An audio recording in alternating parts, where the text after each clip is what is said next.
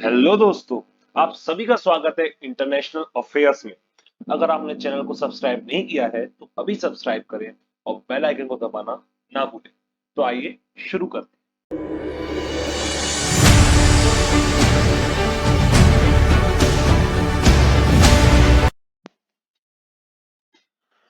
आज का हमारा टॉपिक है SCO, Shanghai cooperation organisation.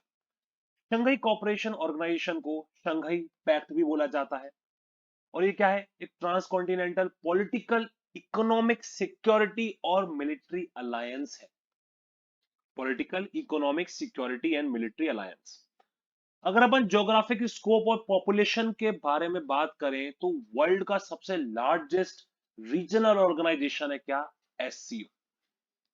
Regional मतलब एक पर्टिकुलर रीजन में जितने भी नेशन है साथ में आके एक ऑर्गेनाइजेशन को बनाते हैं, तो ये वर्ल्ड का सबसे बड़ा ऐसा ऑर्गेनाइजेशन है जो कि कवर करता है 60% एरिया ऑफ यूरेशिया। वर्ल्ड का 40% पॉपुलेशन कवर करता है ये organisation, and more than 30% of global GDP. जो एससीओ है वो एक सक्सेसर है शंघाई फाइव का। मींस एससीओ तो बाद में बना, पहले ये 5 कंट्रीज का एक समूह था जिन्होंने एक म्यूचुअल सिक्योरिटी एग्रीमेंट साइन करा था 1996 में। वो किन किन कंट्रीज के बीच में साइन हुआ था? China, Tajikistan, Kyrgyzstan, Russia and Tajikistan. 15 जून 2001 में लीडर्स इन 5 नेशंस के और उज्बेकिस्तान के मिले शंघाई में, और उज्बेकिस्तान को भी इस ऑर्गेनाइजेशन का एक पार्ट बना लिया गया। बात करें तो एससीओ का जो चार्टर है वो साइन हुआ था 7 जुलाई 2002 को, और वो फोर्स में आया था 19 सितंबर 2003 में। इसकी मेंबरशिप आज प्रेजेंटली 8 मेंबर्स की हो चुकी है। इसमें इंडिया और पाकिस्तान भी इंक्लूड हो चुके हैं जो कि ज्वाइन हुए थे 9 जून 2017 को।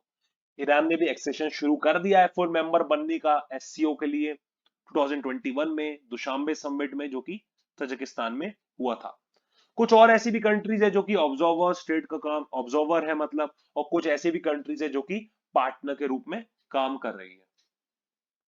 ओरिजिन्स की बात करें अगर अपन, तो शंघाई फाइव जो ग्रुप है ये क्रिएट हुआ था 26 अप्रैल 1996 में।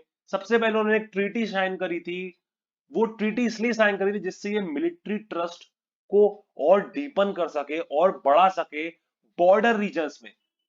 तो इसमें क्या हुआ था? शंघाई में हुआ था ये इवेंट, और इसमें पांचों देशों के हेड्स आए थे। तो ये जो चाइना है वो बाकी के 4 कंट्री से बॉर्डर शेयर करता है, इस वजह से मींस इन्होंने ये ट्रीटी साइन करी थी मिलिट्री ट्रस्ट के लिए। इसके बाद अप्रैल 24 1997 में इन्हीं 5 देशों ने एक और ट्रीटी साइन करी, reduction of military forces in border regions. अब पहले इन्होंने पिछले साल क्या करा? एक ट्रीटी साइन करी कि हमारा मिलिट्री ट्रस्ट बने। अब अगले साल एक और ट्रीटी साइन करी कि मिलिट्री ट्रस्ट तो बन गया है, तो अब क्या कर सकते हैं? बॉर्डर पे मिलिट्री को कम कर दो, इससे बहुत ज्यादा बचत होगी हमारी। ये मीटिंग हुई थी मॉस्को में। फिर 20 में 1997 में रशिया के प्रेसिडेंट बोरिस येल्त्सिन और चाइनीज के लीडर जियांग जमीन ने डिक्लेरेशन साइन करा मल्टीपोलर वर्ल्ड पे। मल्टीपोलर वर्ल्ड क्या है? वर्ल्ड वॉर टू के दौरान क्या हुआ था? एक तरफ यूएसए था, एक तरफ यूएसएसआर था। तो दोनों के बीच में काफी ज्यादा चलता था कोल्ड वॉर जैसे अपन कहते हैं।